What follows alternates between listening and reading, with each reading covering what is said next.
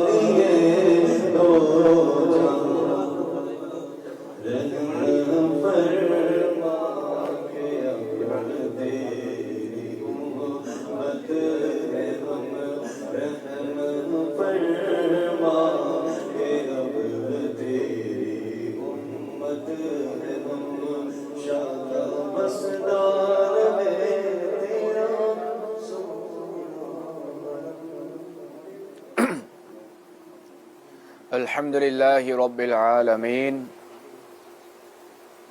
والصلاة والسلام علی خاتم النبیین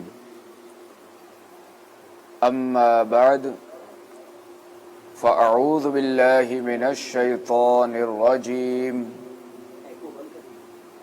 بسم اللہ الرحمن الرحیم الصلاة والسلام علیک یا رسول اللہ وعلى آلك وأصحابك يا حبيب الله الصلاة والسلام عليك يا نبي الله وعلى آلك وأصحابك يا نور الله۔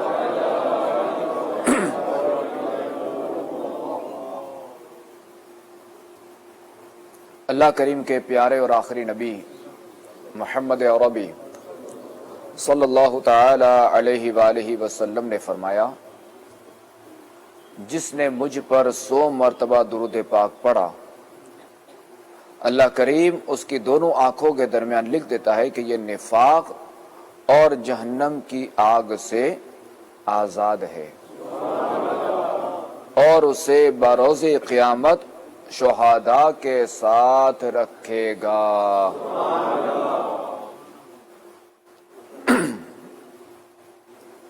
کیوں کہوں بے کس ہوں میں، کیوں کہوں بے بس ہوں میں، کیوں کہوں بے کس ہوں میں، کیوں کہوں بے بس ہوں میں، تم ہو میں تم پر فدا، تم پہ کروڑوں درود، تم ہو میں تم پر فدا، تم پہ کروڑوں درود۔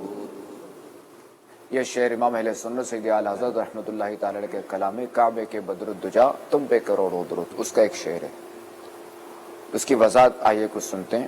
یعنی اے میرے آقا و مولا صلی اللہ تعالی علیہ وآلہ وسلم، جب مجھے آپ کا سہارا ہے تو میں اپنے آپ کو بے سہارا اور عاجز و کمزور کیسے سمجھ سکتا ہوں؟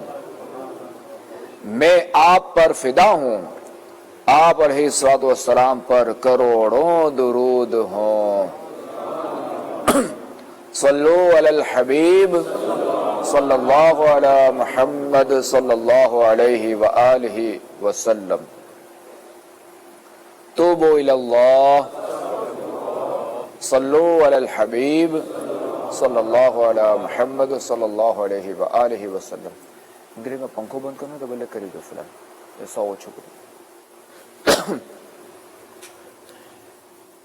میٹھے میٹھے اسلامی بھائیوں، جو کہ مجھے ابھی گریس کے فیضان مدینہ میں جو موجود اسلام بھائی سن رہے ہیں، جو موجود ہے یہاں، اور مدنی چینل کے ناظرین، آئیے حصول ثواب کی خاطر بیان سننے سے پہلے اچھی اچھی نیتیں کر لیتے ہیں کہ خاتم النبیین صلی اللہ تعالی علیہ وآلہ وسلم کا فرمان ہے، نیت المؤمن خیر من عملہ، مسلمان کی نیت اس کے عمل سے بہتر ہے۔ اور یہ بھی یاد رہے کہ جتنی اچھی نیتیں زیادہ ہوں گی اتنا ثواب بھی زیادہ ہوگا۔ تو نیت کیجئے کہ انشاءاللہ الکریم نگاہیں نیچی کیے، کان لگا کر توجہ کے ساتھ بیان سنوں گا۔ ایک لگا کر بیٹھنے کے بجائے علم دین کی تعظیم کی خاطر جہاں تک ہو سکا دو زانوں بیٹھوں گا۔ اب یہ کہ اس میں اگر تھک جائیں تو نارمل بیٹھ جائیں، کہ چونکہ ورنہ اگر ایک عادت نہیں نا دو زانوں بیٹھنے کی، چونکہ ہم صرف نماز میں بیٹھتے ہیں، التحیات میں، اور درود ابراہیم پڑھتے ہیں، پھر اس کے بعد سلام پھیرتے ہیں، پھر اس کے بعد فوری جب ہم اپنی حیت تبدیل کر دیتے ہیں بیٹھنے کی، تو چونکہ ہماری عادت نہیں ہے، تو لہٰذا اگر تھک جائے اس طرح بیٹھنے میں تو بلے جس طرح نارمل بیٹھتے اس طرح بیٹھ جائیں تاکہ توجہ برقرار رہے۔ صلو علی الحبیب، اذکر اللہ اور توبوا الی اللہ وغیرہ سن کر ثواب کمانے اور صدا لگانے والوں کی دل جوئی کے لیے بلند آواز سے جواب دوں گا۔ بیان کے بعد خود آگے بڑھ کر سلام و مصافحہ اور انفرادی کوشش کروں گا۔ صلو علی الحبیب صلی اللہ علی محمد صلی اللہ علیہ وآلہ وسلم۔ امیر اہل سنت بانی دعوت اسلامی اپنے رسالے کفن چوروں کے انکشافات کے صفحہ نمبر 20 پر ایک حکایت نقل فرماتے ہیں کہ ایک شخص کی بہن انتقال کر گئی۔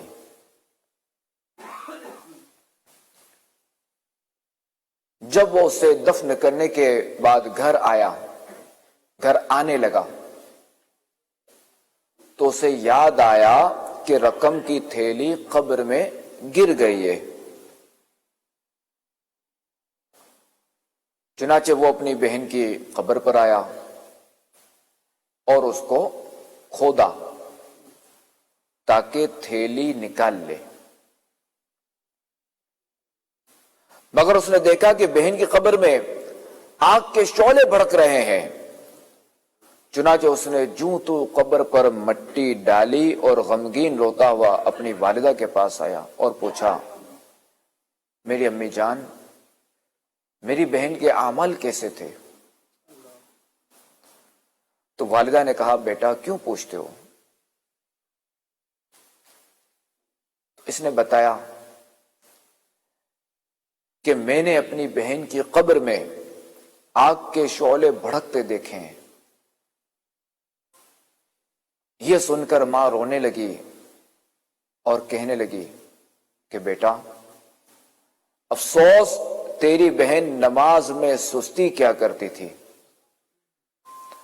اور نماز کے اوقات گزار کر نماز پڑھا کرتی تھی، یعنی قضا کر کے پڑھتی تھی۔ استغفر اللہ، استغفر اللہ۔ اللہ کریم ہمارے حال پر رحم فرمائے، اللہ کریم اس بیچاری کی مغفرت فرمائے، اس کی خطائیں معاف فرمائے۔ میٹھے میٹھے اسلام بھائیوں اور مدنی چینل کے ناظرین،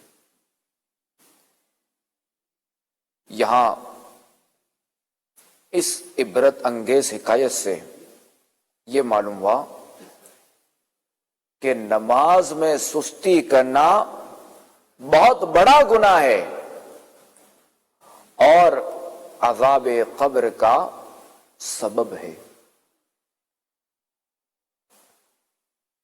لہذا ہمیں پانچوں نمازیں ذوق اور شوق کے ساتھ مسجد میں با جماعت ادا کرنی چاہیے،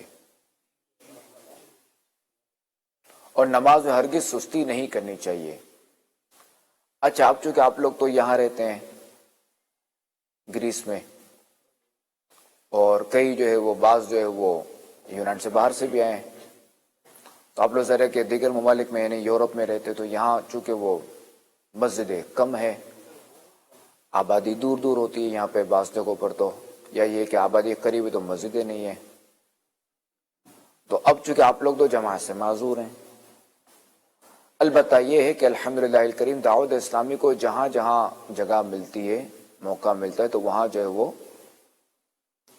ایک سینٹر بنا دیتی ہے، جس کو اسلامک سینٹر بھی کہا جاتا ہے، مدنی مرکز بھی کہا جاتا ہے، بعض اوقات فیضان مدینہ بھی کہا جاتا ہے۔ وہ مسجد نہیں ہوتی، ہر جگہ مسجد نہیں ہوتی، تو اب کیا ہے کہ وہاں جو ہے وہ جماعت کے ساتھ نماز پڑھی جاتی ہے، اور 5 وقت کی جماعت ہوتی ہے ممکنہ صورت میں۔ تو جن کے لیے یہ ممکن ہے، جو جہاں ایسے علاقوں میں رہتے ہوں، تو ان کو چاہیے کہ وہ وہاں جماعت کے ساتھ نماز پڑھنے آ جایا کریں۔ اللہ کریم ہمارے حال پر رحم فرمائے۔ اور دوسرا یہ کہ منافقین کی یہ علامت ہے کہ جب یہ مومنین کے ساتھ نماز کے لیے کھڑے ہوتے ہیں تو مرے ہوئے دل سے اور سستی کے ساتھ یہ کھڑے ہوتے تھے، کیونکہ ان کے دلوں میں ایمان تو تھا نہیں کہ جس سے انہیں جو نا عبادت کا ذوق ملے، عبادت کا شوق ہو اور بندگی کا لطف حاصل ہو۔ تو یہ جو ہے وہ اس وقت وہ صرف لوگوں کو دکھانے کے لیے اس طرح نماز پڑھتے تھے، تاکہ مسلمانوں کو یہ دھوکہ دیں کہ ہم بھی تمہارے ساتھ ہیں۔ اللہ تبارک و تعالی نے ان کے بارے میں پارہ 5 سورہ نساء کی آیت نمبر 142 میں ارشاد فرمایا، وَإِذَا قَامُوا إِلَى الصَّلَاةِ قَامُوا كُسَالَىٰ۔ ترجمہ کنز ایمان، اور جب نماز کو کھڑے ہوں تو ہارے جی سے۔ تفسیر صراط الجنان میں اس آیت مبارکہ کے تحت لکھا ہے کہ نماز نہ پڑھنا یا صرف لوگوں کے سامنے پڑھنا، جبکہ تنہائی میں نہ پڑھنا یا لوگوں کے سامنے خشوع و خضوع سے اور تنہائی میں جلدی جلدی پڑھنا، یا نماز میں ادھر ادھر خیال لے جانا، دل جمعی کے لیے کوشش نہ کرنا وغیرہ، یہ سب سستی کی علامتیں ہیں۔ اور افسوس کہ آج ہمارے معاشرے میں صرف سستی اور کاہلی کی وجہ سے آئے دن نمازیں قضا کر دی جاتی ہیں، جبکہ گناہوں کے ارتکاب کے لیے، گناہ کرنے کے لیے یہ جو سستی ہے نا، یہ فوراً چستی میں تبدیل ہو جاتی ہے۔ اور بعض لوگ تو ایسے بھی ہیں کہ جب ان کی ایک یا چند ایک نمازیں رہ جائیں تو ہفتوں بلکہ مہینوں تک جان بوجھ کر نماز نہیں پڑھتے، اور اگر ان پر کوئی انفرادی کوشش کرے اور انہیں جو وہ نمازوں کی ترغیب دلائے تو کہتے ہیں کہ انشاءاللہ الکریم اب جو ہے نا وہ اگلے جمعے سے نماز شروع کر دیں گے، بعض یہ کہتے ہیں اب وہ اگلا جمعہ بھی آ جاتا ہے پھر بھی نماز شروع نہیں ہوتی، پتہ نہیں کون سا ایسا اگلا جمعہ ہے۔ یا بعض کہتے ہیں کہ رمضان سے شروع کروں گا، رمضان آیا وہ بھی چلا گیا پھر بھی نماز شروع نہیں ہوتی۔ بعض کہتے ہیں کہ جب ہم عمرے پہ جائیں گے نا تب نماز شروع کریں گے، حرمین طیبین سے نماز شروع کریں گے۔ اب جو میں وہاں سے آؤں گا تو باقاعدہ جو نا وہ نماز کا اہتمام کروں گا۔ تو اب یہاں یہ دیکھیں کہ یہ کتنا دیدہ دلیری کے ساتھ یہ شخص نماز چھوڑنے کا اقرار کر رہا ہے، ارتکاب کر رہا ہے کہ میں نماز نہیں پڑھتا اور اب میں مزید نماز نہیں پڑھوں گا، رمضان آئے گا نا تب نماز پڑھوں گا، تب سے باقاعدہ نماز شروع کروں گا، یا یہ کہ اگلے جمعے سے نماز شروع کروں گا۔ تو یقیناً یہ سب باتیں جو ہے نا یہ خوف خدا اور عبادت کا شوق دل میں نہ ہونے کا وبال ہے، ورنہ جس کے دل میں اللہ تعالی کا خوف اور عبادت کا ذوق و شوق ہوتا ہے وہ ہر حال میں نمازوں کی پابندی کرتا ہے اور اللہ کریم کی نافرمانی سے بچتا ہے۔ اور یاد رکھیے کہ جان بوجھ کر نماز چھوڑ دینا، نماز قضا کرنا یہ گناہ کبیرہ ہے، یہ حرام کام ہے اور جہنم میں لے جانے والا کام ہے۔ اللہ تبارک و تعالی پارہ 16 سورہ مریم کی آیت نمبر 59 میں ارشاد فرماتا ہے فَخَلَفَ مِن بَعْدِهِمْ خَلْفٌ أَضَاعُوا الصَّلَاةَ وَاتَّبَعُوا الشَّهَوَاتِ فَسَوْفَ يَلْقَوْنَ غَيًّا۔ ترجمہ کنز ایمان، تو ان کے بعد ان کی جگہ وہ ناخلف آئے جنہوں نے نمازیں گنوائیں یعنی ضائع کی اور اپنی خواہشوں کے پیچھے ہوئے، تو ان قریب وہ دوزخ میں غی کا جنگل پائیں گے۔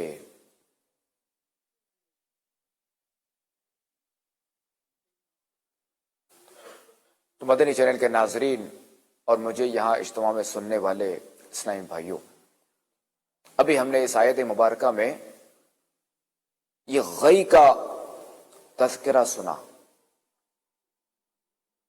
یہ غی کیا ہے؟ غی جو نا جہنم میں ایک وادی ہے۔ حضرت علامہ مفتی امجد علی اعظمی علیہ رحمۃ اللہ القوی فرماتے ہیں صلو علی الحبیب صلی اللہ علیہ محمد صلی اللہ علیہ وآلہ وسلم۔ تھوڑا چھٹا کرے چھوڑو۔ مفتی امجد علی اعظمی علیہ رحمۃ اللہ القوی فرماتے ہیں کہ غی جہنم میں ایک وادی ہے جس کی گرمی اور گہرائی سب سے زیادہ ہے۔ اس میں ایک کنواں ہے جس کا نام ہب ہب ہے۔ جب جہنم کی آگ بجھنے پر آتی ہے تو اللہ تبارک و تعالی اس کنویں کو کھول دیتا ہے جس سے وہ یعنی جہنم کی آگ بدستور بھڑکنے لگتی ہے۔ اللہ تبارک و تعالی ارشاد فرماتا ہے کلما خبت زدناہم سعیرا، جب کبھی بجھنے پر آئے گی ہم اسے اور بھڑکا دیں گے۔ یہ پارہ 15 سورہ بنی اسرائیل کی آیت نمبر 97۔ تو یہ کنواں بے نمازیوں کے لیے ہے، یہ کنواں زانیوں کے لیے ہے، بدکاروں کے لیے ہے، اور یہ کنواں شرابیوں اور سود خوروں اور ماں باپ کو تکلیف دینے والوں کے لیے ہے۔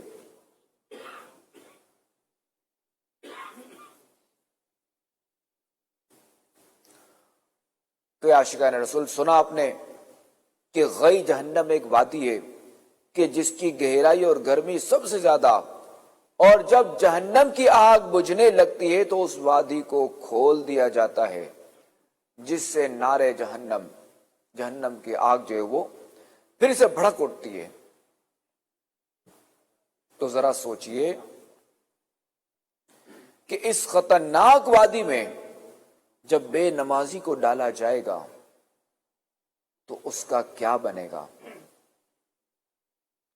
اور یہ بھی یاد رکھیے کہ جو جہنم ہے نا، یہ اللہ تبارک و تعالی کے قہر و غضب کا مظہر ہے، کہ جس طرح اللہ تبارک و تعالی کی رحمتوں اور نعمتوں کی کوئی انتہا نہیں اور انسانی عقل اس کا اندازہ نہیں لگا سکتی، اسی طرح اللہ تبارک و تعالی کے قہر و غضب کی بھی کوئی حد نہیں۔ ہر وہ تکلیف دہ چیز جس کا تصور کیا جائے، مثلا کسی آلے سے انسان کے ناخن کھینچے جائے، جیسے اگر کوئی ضرورت پڑتی ہے ناخن نکلوانے کی تو کیا کہتا ہے ڈاکٹر، سرجن کیا کرتا ہے؟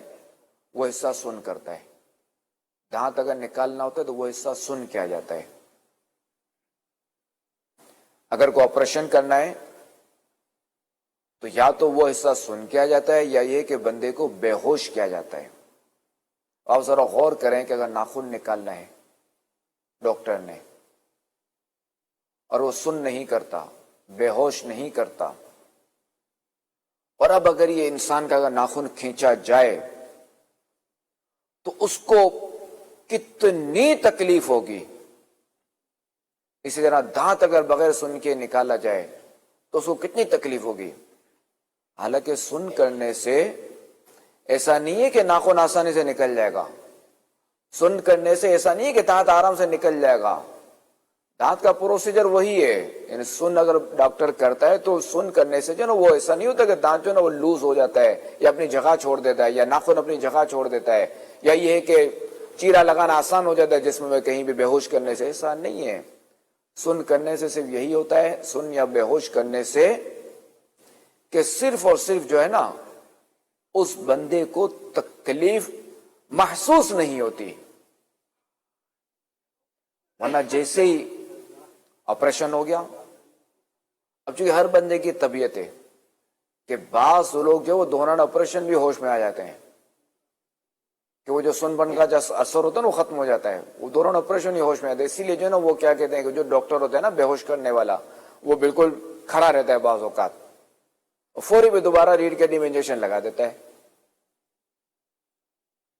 اسی طرح بعض اوقات دانت کا بھی دیکھ لیں، ناخن کا بھی دیکھ لیں، اگر ڈاکٹر اگر سن بھی کرتا ہے تو بعض اوقات جو ہے وہ بعض اوقات یہ ہوتا ہے ایک انجیکشن لگانے سے بعضوں کو سن بھی نہیں ہوتا، اور بعض اوقات یہ ہوتا ہے سن ہو جاتا ہے تو فوری وہ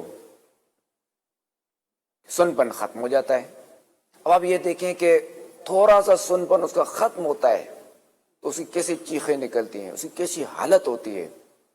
تو ایک زندہ انسان کا خالی ناخن کھینچنا کتنا تکلیف دہ ہے، کتنا آزمائش والا ہے۔ اب ذرا غور کیجئے کہ یہ دنیاوی جو تکلیف ہے یہ ایک جگہ جمع ہو جائے، جیسے پتھری کا مرض ہے، کینسر کا مرض ہے، مستقل پیٹ درد کا مرض ہے، یا جوڑوں کے شدید درد کا مرض ہے، یا کوئی چوٹ لگی ہڈی ٹوٹ گئی، یہ جو سب امراض ہیں، یہ ساری بیماریاں اگر ایک ساتھ جمع ہو جائیں، یہ ساری تکلیفیں اگر ایک ساتھ جمع ہو جائیں تو پھر بھی جہنم کے سب سے ہلکے عذاب کے برابر نہیں ہو سکتی۔ اللہ کریم ہمیں جہنم کے عذاب سے بچائے، اللہ کریم ہمیں لمحہ بھر بھی جہنم میں داخل نہ فرمائے۔ ہم اللہ سے دعا کرتے ہیں کہ اللہ تبارک و تعالی ہمیں بلا حساب و کتاب جنت میں داخلہ عطا فرمائے، اور اللہ کریم ہمیں ایسے کام کرنے کی توفیق عطا فرمائے کہ ہم جہنم سے بچ جائیں۔ اللہ ہمیں اپنی نافرمانیوں سے بچائے۔ صلو علی الحبیب صلی اللہ علی محمد صلی اللہ علیہ وآلہ وسلم۔ نار جہنم سے تو بچانا، خلد بری میں مجھ کو بسانا، خلد بری میں رسانا یا رب از شاہ مدینہ یا رب از شاہ مدینہ یا اللہ میری جھولی بھر دے یا اللہ میری جھولی بھر دے یا اللہ میری جھولی بھر دے آمین بجاہ خاتم النبیین صلی اللہ علیہ وآلہ وسلم۔ اب آئیے سنتے ہیں کہ جہنم کا سب سے ہلکا عذاب کیا ہے۔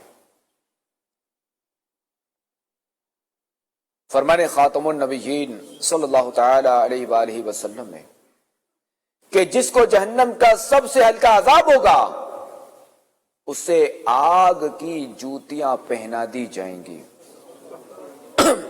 جس سے اس کا دماغ ایسے کھولے گا جیسے تانبے کی پتیلی کھولتی ہے۔ وہ سمجھے گا کہ سب سے زیادہ عذاب مجھ ہی پر ہو رہا ہے، حالانکہ اس پر سب سے ہلکا عذاب ہے۔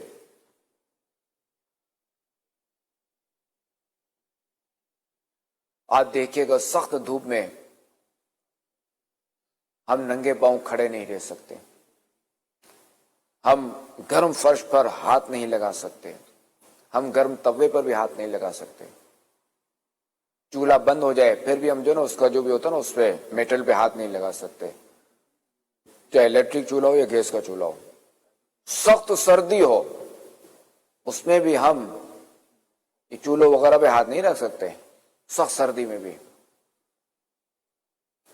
تو اب دیکھیں کہ جہنم کی آگ کتنی خطرناک ہے، اور سب سے ہلکا عذاب یہ کہ اسے آگ کی جوتیاں پہنا دی جائیں گی جس سے اس کا دماغ تانبے کی پتیلی کی طرح کھولتا ہوگا۔ اور تانبا کیا ہے کہ تانبے کے گلاس وغیرہ پانی بھریں گے نا، گرم پانی آپ نے بھرا تو اتنا، مگر یہاں تک اس کی تپش آئے گی، یہاں سے بھی کوئی نہیں پکڑ سکتا۔ تانبا جو نا فوری اس میں، جو کہ تار بھی اب دیکھیں نا تانبے کا ہوتا ہے، بجلی کی تار، برق، کہ اس میں جو کرنٹ جلدی سے جاتا ہے۔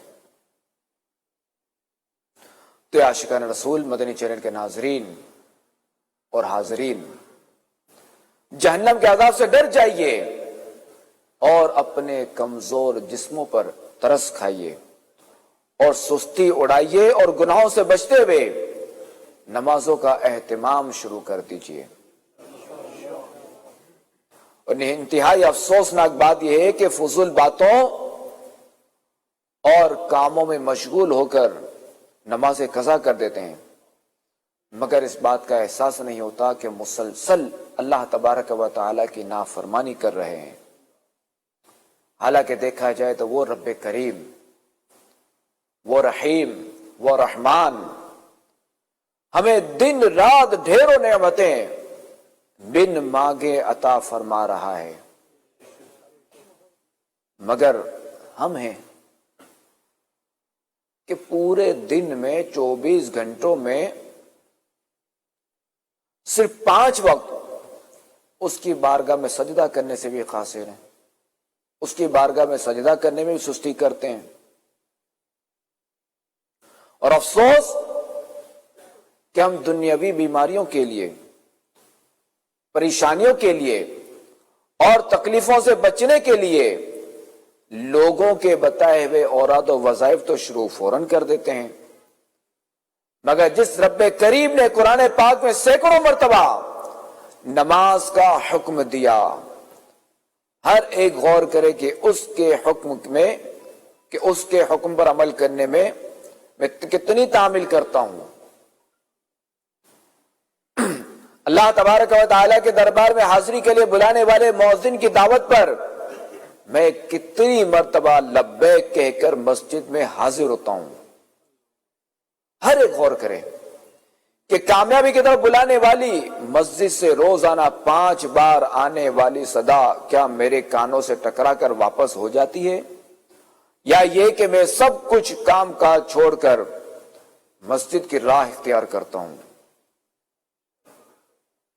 افسوس کہ ہم قبر کے عذاب و جہنم کی ہولناکیوں اور قیامت کی وحشتوں کا سن کر بھی غفلت کی نیند سوئے ہوئے ہیں۔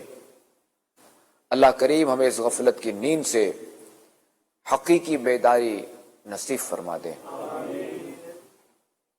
اور یاد رکھیے کہ ہر عاقل و بالغ مرد و عورت مسلمان پر روزانہ 5 وقت کی نماز فرض ہے،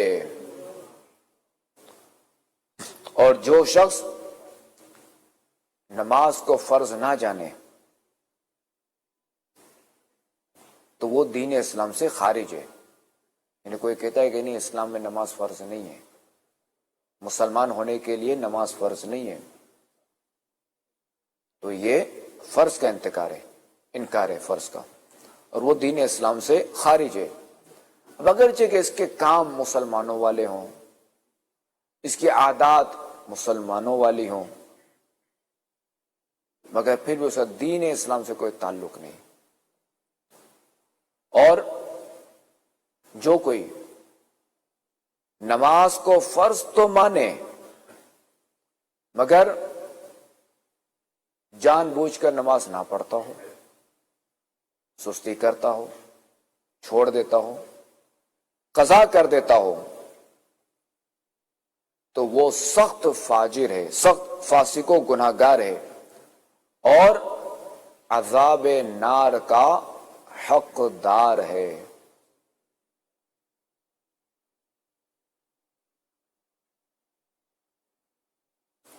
امام اہل سنت سید اعلی حضرت امام احمد رضا خان علیہ رحمت الرحمن فرماتے ہیں کہ جس نے جان بوجھ کر ایک وقت کی نماز چھوڑی ہزاروں سال جہنم میں رہنے کا مستحق ہوا، جب تک توبہ نہ کرے اور اس کی قضا نہ کر لے۔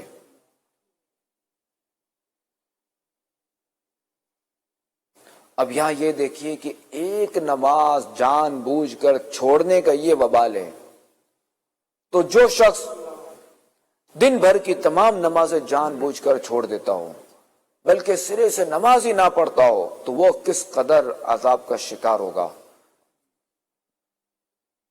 اللہ کی پناہ، اللہ ہمیں محفوظ رکھے۔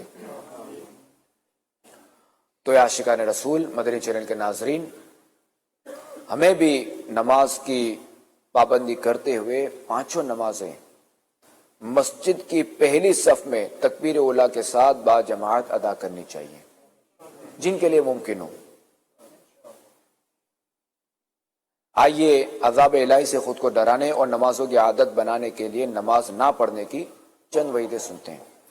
چنانچہ حضرت سیدنا ابو درداء رضی اللہ تعالیٰ عنہ ارشاد فرماتے ہیں کہ میرے خلیل علیہ الصلوۃ والسلام نے مجھے وصیت فرمائی کہ کسی کو اللہ کا شریک نہ ٹھہرانا، اگرچہ تمہیں ٹکڑے ٹکڑے کر دیا جائے یا جلا دیا جائے، اور فرض نماز جان بوجھ کر نہ چھوڑنا، کیونکہ جو جان بوجھ کر نماز چھوڑ دیتا ہے اس سے امان اٹھا لی جاتی ہے۔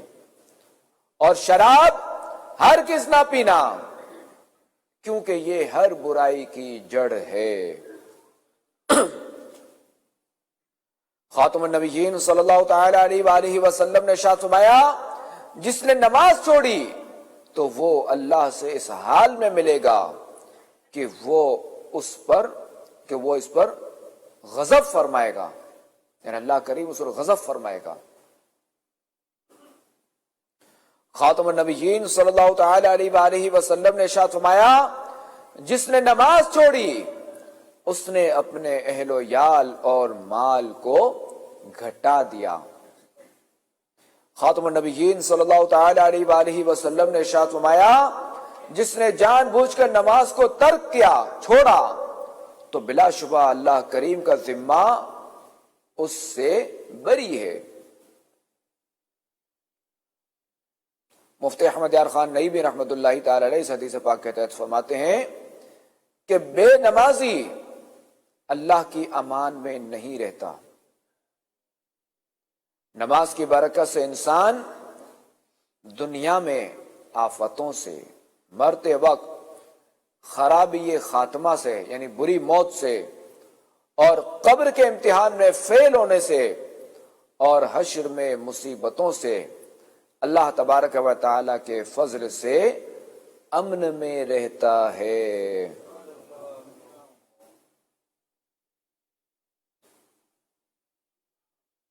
اللہ کریم ہمیں نماز پڑھنے والا بنائے، اللہ کریم ہمیں خشوع اور خضوع کے ساتھ نماز پڑھنے کی توفیق عطا فرمائے، نماز پڑھنے کی سعادت عطا فرمائے۔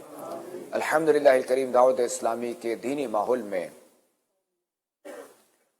اصلاح نماز کورس ہوتا ہے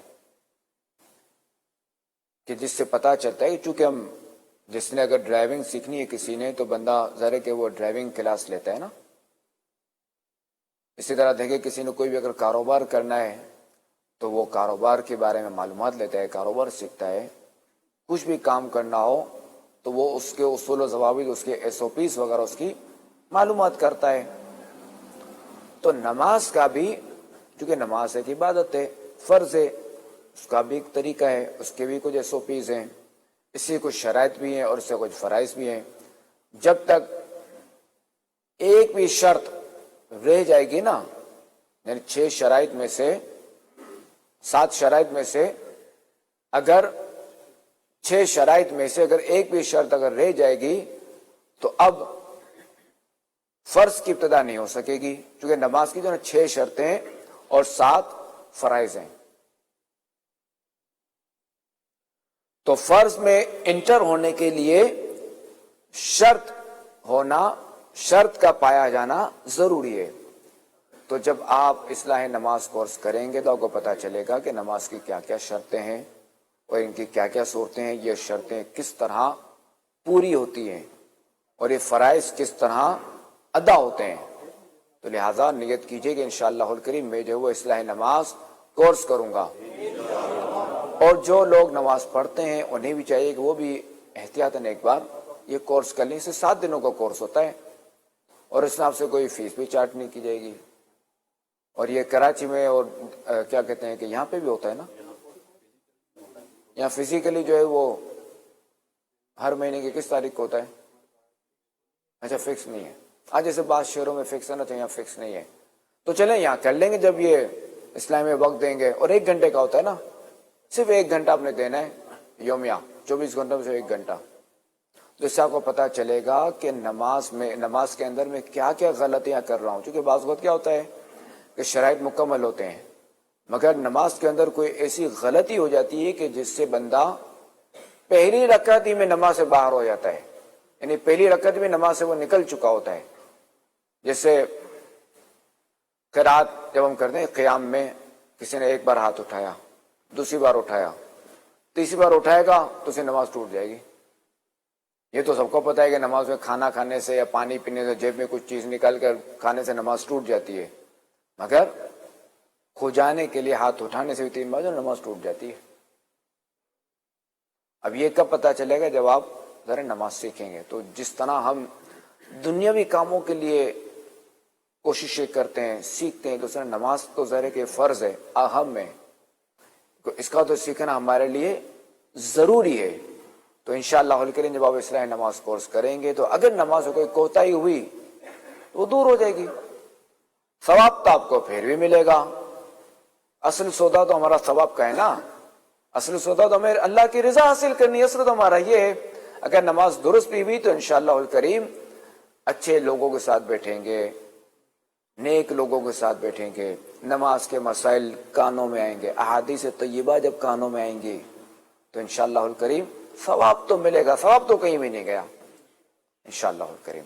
اور اللہ سے ہم یہی دعا کرتے ہیں کہ اللہ کریم ہمیں ثواب آخرت سے محروم نہ فرمائے، اور ہم یہاں جو نمازیں پڑھیں اللہ کریم وہ ہماری نمازیں قبول فرمائے اور ہمیں خوشی و خضوع کے ساتھ نماز پڑھنے کی توفیق عطا فرمائے۔ تو کون کو نیت کرتے ہیں نماز کورس کی؟ ماشاءاللہ۔ تو شاہ صاحب یہاں کب کورس شروع ہوگا ذرا آپ بتا دیں؟ مدنی چینل کے ناظرین جو ہے وہ اپنا جو بھی سلسلہ ہے وہ اس پر منتقل ہو جائے، آپ بتا دیں۔ میں مبلغ بنوں